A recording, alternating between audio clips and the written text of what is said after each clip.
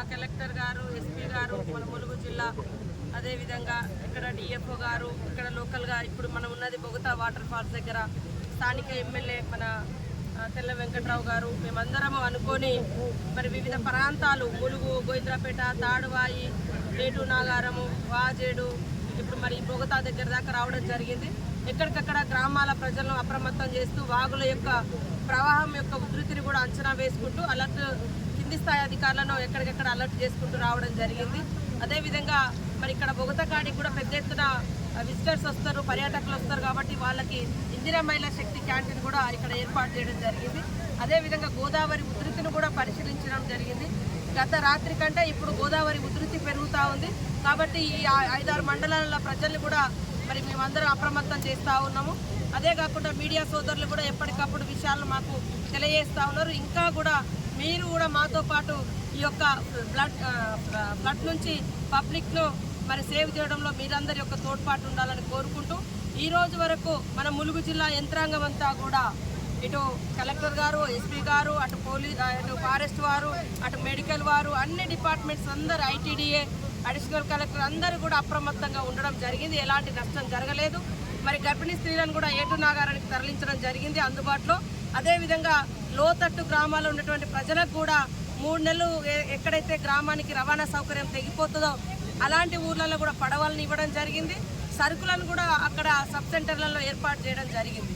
అదే కాకుండా medical camps కూడా ఇంకా విస్తృతపరుస్తాం. ఏమి ఆందోళన చెందాల్సిన అవసరం లేదు. కానీ ప్రజలకు ఒక విజ్ఞప్తి, ఎక్కడ ఎప్పుడు ఏ రూపంలో వరద ఉధృతి పెరుగుతుందో మనకు తెలియదు కాబట్టి ఎవరు కూడా ఈ 3-4 రోజులు ఏదైతే హై అలర్ట్ అని పెట్టినామో అట్లాంటి పరిస్థితులలో మరి ఎవరు బయటికి వచ్చి వాగులెంబటి గోదావరి దగ్గర చేపలు పట్టడము, గుట్టలు ఎక్కడము, అడవులలో సంచరించడము, కాయల కోసం, గడ్డల కోసం మేకలతో వెళ్ళడము, ఆవులతో వెళ్ళడం బంద్ చేయాలి. ఎందుకంటే అడవుల్లోకి పోయిన తర్వాత కూడా వరదలు వస్తే ఆ అడవిలో ఉన్నటువంటి వాగు పొంగడంతో కూడా మీరు బయటికి రాలేకపోతారు. అదే కాకుండా గోదావరి మనం చేపలు దిగడానికి పోయినప్పుడు తక్కువ ఉంది, ఇప్పుడు అర్ధ గంటలో మేము చూస్తుంటేనే పొంగి పొర్లుతూ ఉంది కాబట్టి ఇట్లా సడన్గా పెరుగుతుంది. కాబట్టి చేపల వేట కూడా బంద్ చేయాలని కోరుతా ఉన్నాం. మేము ఎప్పుడు కూడా ప్రజాసేవలో అప్రమత్తంగా ఉంటామని తెలియజేస్తాం. ఇప్పటికప్పుడు మన ములుగు జిల్లాలో ఉన్నటువంటి ప్రజాప్రతినిధులు, స్థానిక కలెక్టర్ గారు, ఎస్పీ గారు, అదేవిధంగా ఇతర మరి రెవెన్యూ కానీ ఇతర అధికారులు, పోలీస్ డిపార్ట్మెంట్ అంతా, మెడికల్ అండ్ హెల్త్ అందరం కోఆర్డినేషన్ తో పనిచేస్తున్నాం. దాదాపుగా 171 పునరావాస కేంద్రాలను గుర్తించి ఏర్పాటు చేసుకోవడం జరిగింది. ప్రజలు కూడా అప్రమత్తంగా ఉండాలి, అశ్రద్ధగా ఉండొద్దు. మరి ఏం కాదులే ఇక్కడే కదా ఇప్పుడే వాగు దాటుతాను, వాగు దాటే ప్రయత్నం కానీ, అడవులలోకి వెళ్ళడం కానీ, చేపల వేటకు కానీ వెళ్ళకూడదని ప్రతి ఒక్కరిని కోరుకుంటూ మా మహిళా సోదరి మళ్ళకు మన మండలంలో మొదటి కేంద్రం మహిళా శక్తి కేంద్రం మీ దగ్గర ఓపెన్ అయింది ఇప్పుడు. కాబట్టి మరి మీరు బాగా నడిపించుకొని లాభాల వేటలో నడిస్తే ఇంకా మహిళలకు 17 రకాల మరి కార్యక్రమాలు ఇస్తున్నాం. మీ సేవ ఇస్తాం, కరెంటు సమస్య, సోలార్ ప్యానల్ పెట్టిస్తున్నాం, అదేవిధంగా కుట్టు మిషన్ ఇస్తున్నాం, అమ్మ ఆదర్శ పాఠశాలలు ఇస్తున్నాం.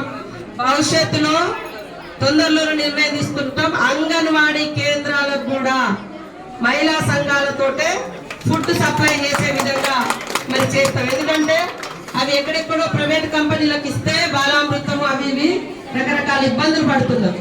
చిన్న పిల్లలకి ఇచ్చే ఫుడ్ చాలా జాగ్రత్తగా, తల్లి పాలు ఎంతైతే స్వచ్ఛంగా ఉంటాయో మనం ఇచ్చే ప్రతి ఐటమ్ కూడా చిన్న పిల్లలకి ఇచ్చేది అంతే భద్రతగా ఉండాలి. అది వ్యాపారం కాకూడదు. సేమ్ టైంలో మీకు వచ్చేది వస్తుంది కానీ మనం చేయాలి.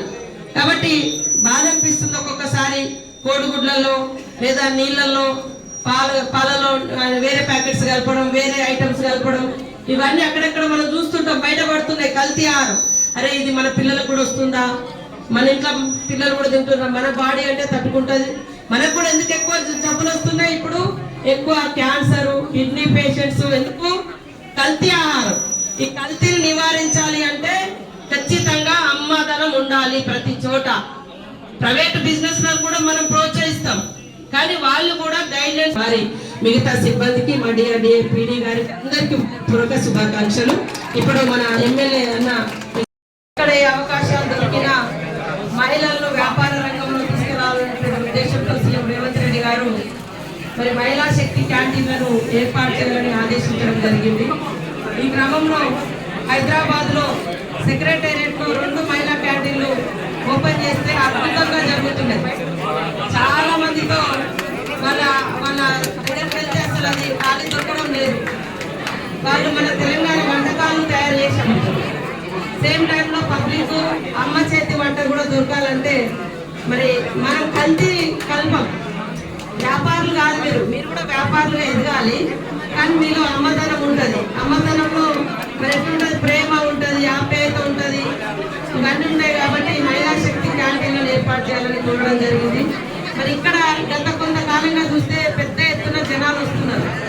మరి వాళ్ళకి తిండి లేక పెద్ద పెద్ద రెస్టారెంట్లకు ఎక్కడికి వెళ్ళకుండా ఇక్కడ మహిళలకు ఒక ఉపాధి కల్పించవచ్చు అని మరి చెప్పడం మన గారిని ప్రత్యేకంగా ఆహ్వానించి ఎమ్మెల్యే గారు, వెంకట్రావు గారు, కలెక్టర్ గారు, మరి డిఎఫ్ఓ గారు ముగ్గురు ప్రత్యేకంగా అనుకొని ఈ యొక్క క్యాంటీన్ ఏర్పాటు చేసి ఇది మహిళలకు ఉపాధి, వచ్చిపోయే వాళ్ళకు మంచి ఫుడ్ కూడా మూలంగా పాపం ఎక్కడి నుంచో హైదరాబాద్ నుంచి వస్తారు. ఇక్కడ తినే తిండి మంచిదైతే వాళ్ళు సక్రమంగా ఇంటికి పోతారు. లేకుంటే రోడ్ ఎంట వెళ్ళేటప్పుడు మోషన్స్, కడుపు ఆగమయ్యి లేకుంటే జ్వరాలు వచ్చి ఇబ్బంది అవుతుంది. కొద్దిగా ఫుడ్ పాయిజన్ కూడా జరుగుతుంది. కాబట్టి అట్లా జరగకూడదని యొక్క కార్యక్రమాన్ని ఏర్పాటు చేసి మమ్మల్ని ఆహ్వానించినటువంటి కలెక్టరు, ఎమ్మెల్యే వెంకటరమణ గారికి, డిఎఫ్ఓ గారికి, మరి స్థానిక ప్రజాప్రతినిధులు, ఎంపీపీలు, జెడ్పీటీసీలు, అదేవిధంగా సింగిల్ విండో చైర్మన్ గారు, ఓఎస్డీ, ఇంకా మన డిఆర్డిఏ పీడీ, మన ఇంకెవరెవరికి సంబంధిత మహిళా శక్తి మన సెర్ప్ ఉద్యోగులకు అందరికీ కూడా పేరు పేరున హృదయపూర్వక నమస్కారాలు. పత్రికా మీడియా సోదరులకు, ఈ కార్యక్రమంలో పాల్గొంటున్నటువంటి ప్రతి ఒక్క అధికారులకు అందరికీ, ప్రజాప్రతినిధులకు హృదయపూర్వక శుభాకాంక్షలు. ముఖ్యంగా మీరు నమ్మకాన్ని కాపాడుకోవాలి. ఈరోజు మీరు కాపాడుకుంటే ఇంకొక క్యాంటీన్ కూడా అవకాశం వస్తుంది. ఎందుకంటే ఉపాధి అనేది పెంచాలి.